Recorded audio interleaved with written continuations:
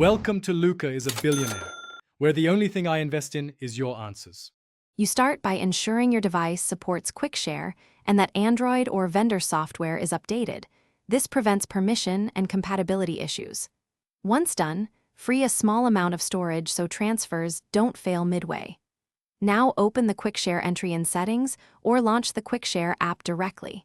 You'll see the current default Save Location and Permission toggles. Grant any requested storage permissions so QuickShare can write to new folders when you change the target location.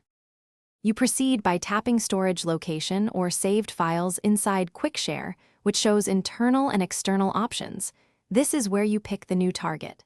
If you want an SD card or specific folder, choose the file picker and navigate to the folder, then tap Select. Make sure you grant persistent access if prompted. That allows QuickShare to write files later. Once confirmed, QuickShare registers the new path and will use it for upcoming transfers. Verify with a small test transfer to confirm success. You finish by performing a quick transfer to the new location to verify everything works. A 1 megabyte photo is perfect for testing.